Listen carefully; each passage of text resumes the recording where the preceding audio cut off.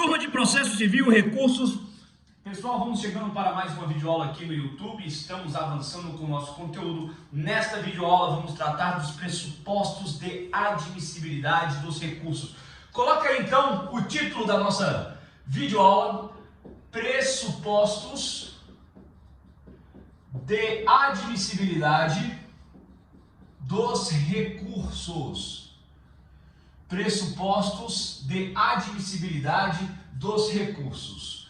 Senhores, vamos apresentar aqui os planos de apreciação. Planos de apreciação dos recursos. A gente tem um primeiro plano, que é o juízo de admissibilidade. Juízo de admissibilidade.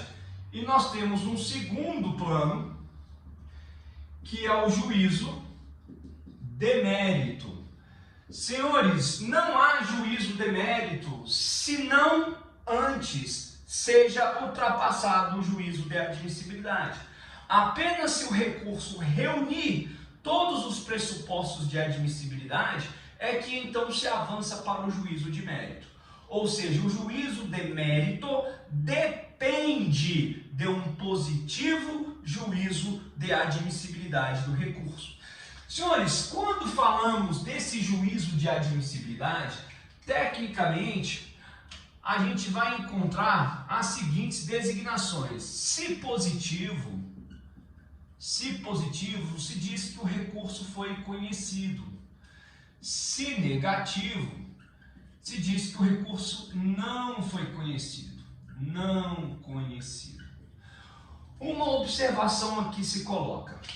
Algumas espécies recursais, observação, algumas espécies recursais contam com um duplo juízo de admissibilidade. Algumas espécies recursais contam com um duplo juízo de admissibilidade.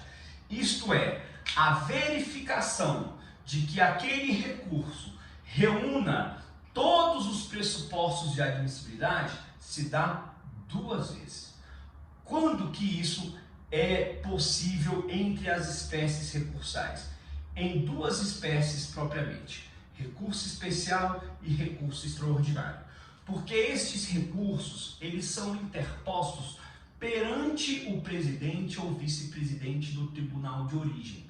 O recurso especial é um recurso que será apreciado lá no STJ. E o recurso extraordinário será um recurso que vai ter apreciação no Supremo Tribunal Federal. A apreciação do mérito.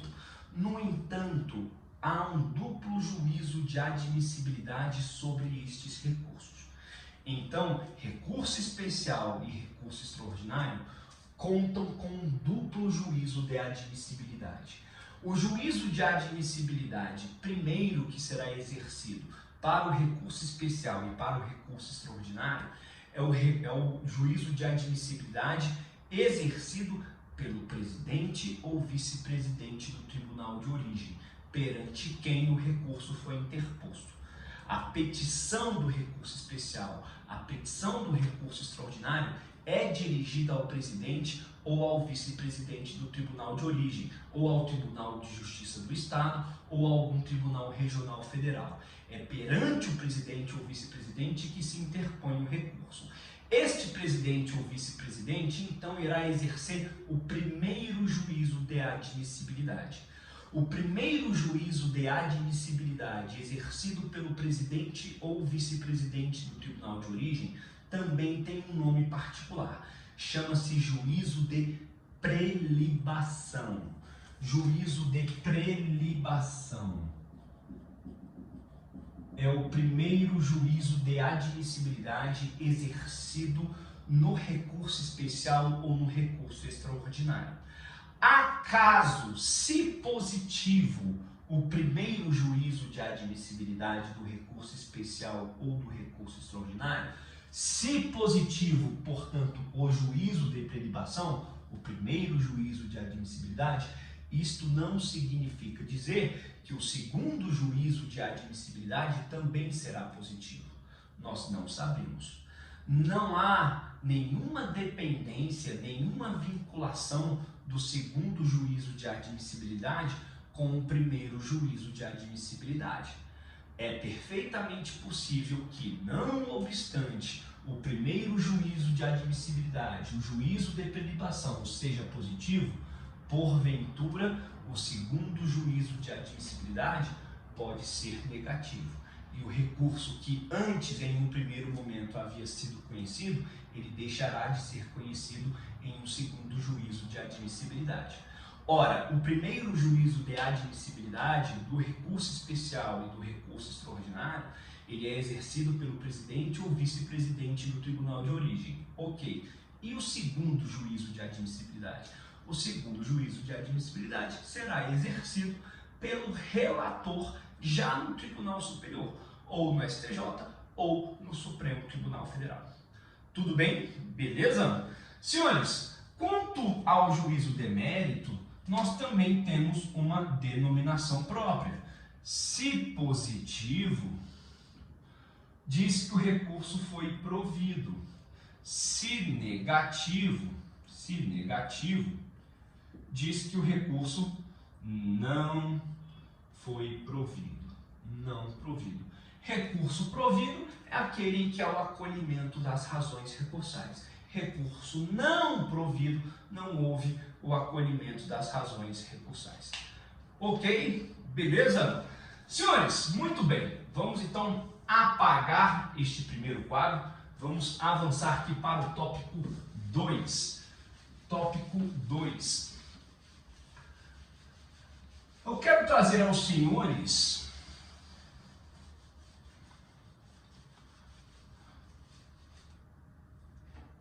os pressupostos de admissibilidade. E aqui é preciso ser entendido o seguinte: nós estamos na teoria geral dos recursos, estou apresentando aos senhores os pressupostos de admissibilidade.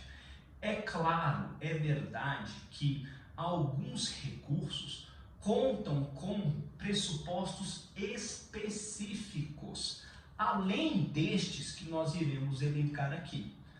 Por exemplo, repercussão geral. Repercussão geral é um pressuposto de admissibilidade, mas é um pressuposto de admissibilidade muito próprio do recurso extraordinário, particular do recurso extraordinário. Não é um pressuposto de admissibilidade comum. Então, quando estudarmos detidamente cada uma das espécies recursais, aqueles recursos que contarem com algum pressuposto de admissibilidade particular, a gente vai ter a chance de fazer essa abordagem lá na frente. Aqui e agora, o que importa é a gente entender os pressupostos de admissibilidade da teoria geral dos recursos, que são os pressupostos que vocês vão encontrar em qualquer doutrina que estiverem consultando. Beleza? Senhores, olha só, vamos colocar aqui então a classificação dos pressupostos de admissibilidade. Tá? Olha só, colocar aqui interesse, legitimidade,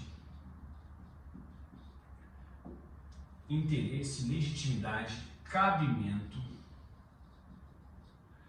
regularidade formal, preparo, tempestividade e, por último, inexistência de fato impeditivo ou extintivo do direito de recorrer. Bem aqui embaixo. Senhores, interesse, legitimidade são pressupostos subjetivos. É um pressuposto subjetivo. Todos os demais são pressupostos objetivos.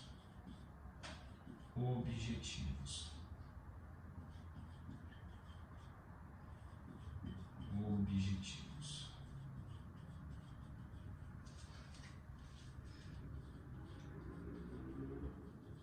Só que existe uma outra classificação, não apenas uma classificação atinente aos pressupostos serem subjetivos ou objetivos, mas há uma segunda classificação que diz respeito se o pressuposto é intrínseco ou extrínseco. Com relação ao interesse, é um pressuposto intrínseco. Legitimidade, intrínseco. Cabimento, intrínseco. Inexistência de fato impeditivo ou extintivo do direito de recorrer, intrínseco. Quais são os extrínsecos? Os demais. Regularidade formal é extrínseco, preparo é extrínseco e a tempestividade também extrínseco. Pressupostos subjetivos, interesse, legitimidade. Por quê? Porque estão relacionados à pessoa do recorrente. São considerados subjetivos porque estão relacionados à pessoa do recorrente. Interesse e legitimidade, relacionados à pessoa do recorrente. Portanto, todos os demais que não estão relacionados à pessoa do recorrente serão considerados pressupostos objetivos. E os pressupostos intrínsecos e extrínsecos? Os pressupostos intrínsecos, pessoal, estão relacionados exatamente aos elementos que podem se extrair do acórdão. Olha só, o interesse recursal. O acórdão me revela quem tem interesse em recorrer? Com certeza, porque a partir da leitura do acórdão eu sei quem é vencedor e sei quem é vencido. O acórdão me entrega essa resposta. Logo, esse pressuposto de admissibilidade, ele é intrínseco ao acórdão. Eu consigo extrair do acórdão. Então, interesse, pressuposto intrínseco. A legitimidade, também. Eu também consigo extrair do acórdão a legitimidade. Então, é um pressuposto intrínseco. Agora, se a gente pensar, preparo recursal. O preparo recursal são o quê? São as custas do recurso. Já a gente vai falar a respeito. Assim como nós temos as custas iniciais, nós também temos as custas inerentes a alguns recursos. Não são todos os recursos que exigem preparo, que demandam um recolhimento, o recolhimento da guia recursal. Agora, alguns recursos têm. Esse preparo eu consigo extrair do acórdão? Não, eu não consigo. Então, requisito um pressuposto extrínseco de admissibilidade. Tá? Essa classificação entre intrínseco e extrínsecos é a classificação dominante, a classificação proposta por Barbosa Moreira. Tá? A classificação subjetivo e objetivos nem é toda a doutrina, inclusive, que faz referência, mas nós trouxemos aqui, tá certo? Então está aí a classificação dos pressupostos de admissibilidade. Interesse e legitimidade, subjetivos e intrínsecos. Cabimento é um pressuposto objetivo, também intrínseco. Regularidade formal. O que é a regularidade formal? São exatamente, diz respeito à estrutura do recurso. A gente daqui a pouco vai fazer uma abordagem a respeito disso. É um pressuposto objetivo extrínseco. Preparo, objetivo, extrínseco. Tempestividade, objetivo, extrínseco. Inexistência de fato impeditivo ou extintivo do direito de recorrer, objetivo, intrínseco. Ok? Vamos apagar aqui o nosso quadro, vamos começar a tratar de cada um destes pressupostos de admissibilidade. Eu acho que eu vou fazer dois vídeos, para não ficar muito longo e não dar trabalho para subir. Perdão. Senhores, olha só, vamos falar aí primeiro 3,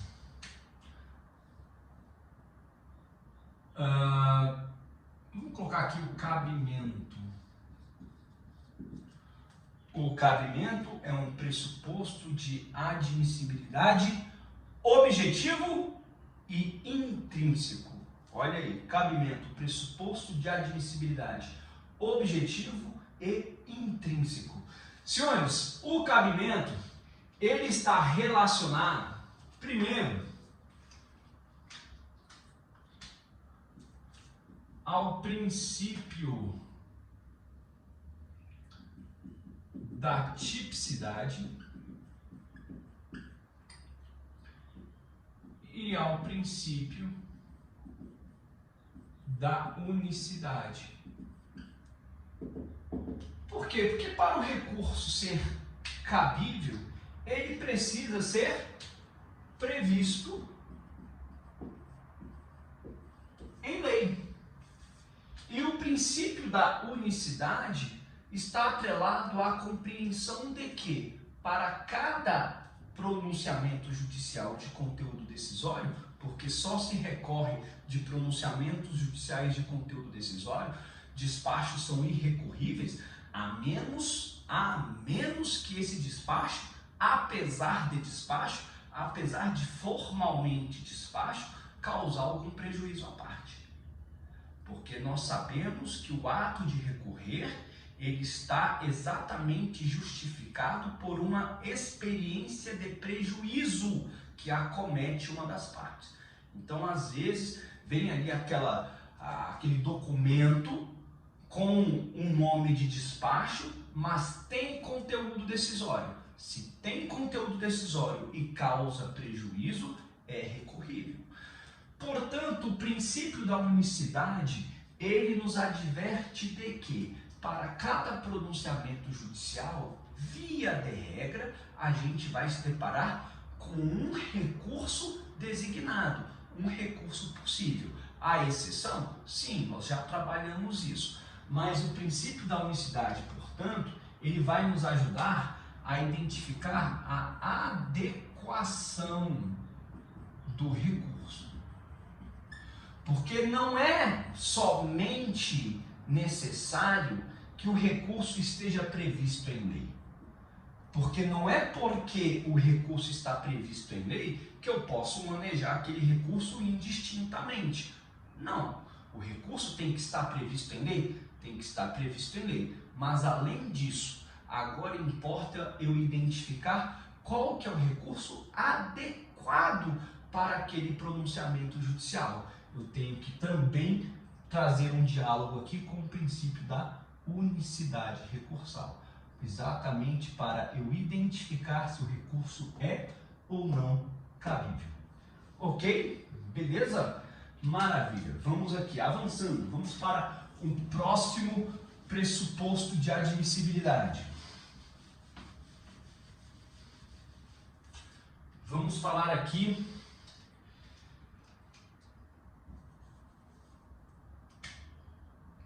da legitimidade. 4. Legitimidade.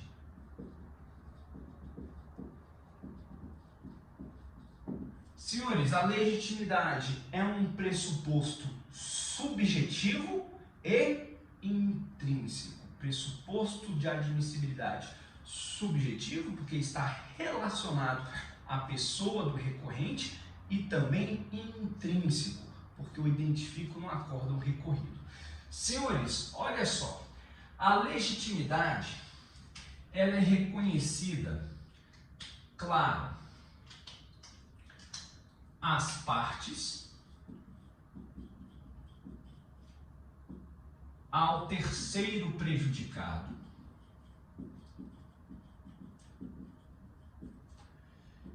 e ao Ministério Público. Senhores, olha só, que a possibilidade de haver um recurso confiado às partes, com certeza não há nenhuma dúvida a respeito disso. Com relação ao terceiro prejudicado, é necessário que este terceiro prejudicado seja impactado na sua esfera jurídica por uma decisão judicial em um processo que ele ainda não integre. O terceiro, ele não integra o processo, por isso é terceiro. Mas, embora não esteja integrado subjetivamente ao processo, aquela decisão lhe causa prejuízo. E se a decisão lhe causa prejuízo, ele pode interpor o recurso. O Ministério Público também pode recorrer. E aqui a gente já vai fazer um link da recorribilidade, da possibilidade do Ministério Público recorrer em relação ao incapaz. Quando eu fizer a abordagem aqui do interesse, eu vou chegar e vou refinar esse ponto. Uma observação que eu quero colocar aqui. É reconhecida a legitimidade à pessoa jurídica para interpor recurso em nome dos sócios? Não. Não se reconhece legitimidade à pessoa jurídica para interpor recurso em nome dos sócios. Por quê? O entendimento ele é muito singelo. Não há possibilidade de se defender direito alheio em nome próprio. Não é possível defender direito alheio em nome próprio, salvo quando a ordem jurídica assim autorizar. Então, claro, eu tenho, por exemplo, os sindicatos. Os sindicatos, eles defendem em nome próprio direito alheio. Então, existe ali uma relação, do sindicato, pessoa jurídica, com os sindicalizados. Da mesma forma, as entidades de classe, eu tenho uma associação que defende em nome próprio direito alheio. Por quê? Porque a ordem jurídica autoriza. Agora, com relação à pessoa jurídica, nós não iremos reconhecer a possibilidade de se interpor recurso em nome dos sócios. Porém, quando se tratar de desconsideração da personalidade jurídica, aí sim a pessoa jurídica, claro, ela pode interpor recurso. Havendo desconsideração da personalidade jurídica contra a decisão que promove a desconsideração da personalidade jurídica, é possível interpor recurso. Beleza? Senhores, vamos agora aqui para o tópico 5, que aí eu refino a abordagem com vocês em relação ao Ministério Público. Agora, o Ministério Público ele tem legitimidade recursal? Ele também tem legitimidade recursal. Mas aqui a gente precisa ter um pouco de cuidado quando a gente pensa na atuação do Ministério Público em favor, em proteção, em defesa do incapaz. Aqui tem uma oscilação jurisprudencial do STJ que eu quero expor para vocês. Beleza? Senhores, vamos lá. Vamos falar aqui ainda neste vídeo sobre interesse. Vamos falar ainda aqui sobre o interesse neste vídeo. Vamos colocar aqui. Interesse é um pressuposto de admissibilidade intrínseco e subjetivo. Pressuposto de admissibilidade intrínseco e subjetivo. Pessoal, olha só. O interesse ele está relacionado à necessidade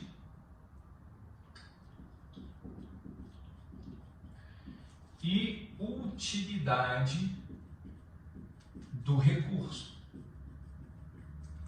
Por quê?